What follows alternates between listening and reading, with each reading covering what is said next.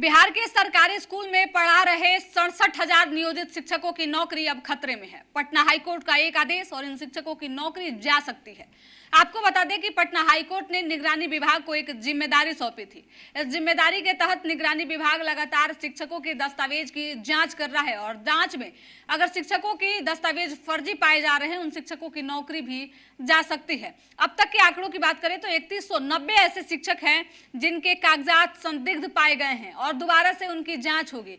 इसके साथ ही आपको बता दें कि ये आंकड़ा और भी बढ़ सकता है क्योंकि जांच की प्रक्रिया अभी लगातार चल रही है। दरअसल जिस तरीके से फर्जी शिक्षकों का मामला निकलकर सामने आ रहा है, इससे स्पष्ट होता है कि शिक्षक भर्ती में जो है वो बड़ा फर्जीवाड़ा देखने को मिला और इस फर्जीवाड़े की वजह से अत्यधिक फर्जी शिक्षक स्कूल में बहाल हो गए।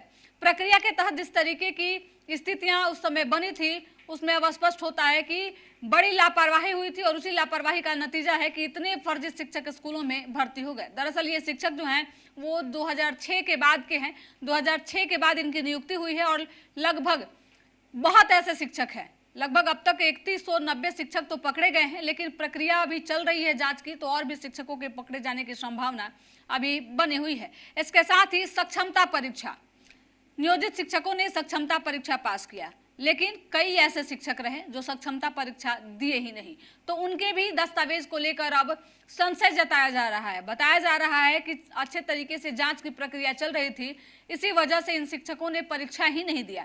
तो ऐसे में इनके प्रमाण पत्रों को लेकर भी अब जांच की प्रक्रिया शुरू होने वाली है। आपको बता दें कि जिन शिक्षकों ने सक्षमता परीक्षा नहीं दिया था, उन शिक्षकों की नौकरी पूरे तरीके से जा भी सकती है।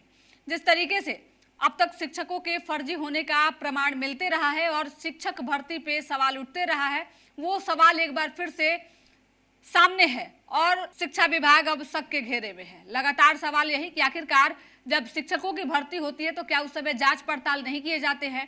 क्या शिक्षकों की भर्ती ऐसे ही करा दी जाती है या फिर फर्जी तरीके से घूस लेकर ये बहाली होती है? क्योंकि आमतौर पे जब भी बहाली होती है उसके बाद जो है वो फर्जी शिक्षकों का निकलना तय माना जाता है। निगरानी विभाग की जांच में आए दिन ऐसे मामले निकलकर सामने आते हैं। तो एक बार फिर से इन शिक्षकों की संख्या लगातार बढ़ रही है। अब तक के आंकड़ों के मुताबिक 67,000 शिक्षक संदिग्ध पाए गए हैं। अगर इन शिक्षकों के प्रमाण पत्र में या फिर अंक प्रमाण पत्र में अगर गलती पाई जाती है या फिर फेरबदल हुआ तो इन शिक्षकों की नौकरी भी जा सकती है। अब तक इन शिक्षकों को जो वेतन स्कूल से मिला हुआ है उस वेतन की वापसी भी विभाग करवाएगा, यानी कि नौकरी तो जाएगी ही, इसके साथ ही आपने जो वेतन शिक्षा विभाग से अब तक लिया है वो वेतन भी आपको वापस करना पड़ सकता है। इसके साथ ही कानूनी प्रक्रिया भी इन शिक्षकों पे हो सकती है। तो आपको बता दें कि जिस तरीके से नियोजित शिक्षकों पे लगातार फर्जी होने का आरोप लग रहा है और फर्जी शिक्षक पकड़े भी जा रहे हैं, तो शिक्षा विभाग और शिक्षा विभाग के जो आला कमान है उन पे भी सवाल उठ रहा है। सवाल ये कि क्या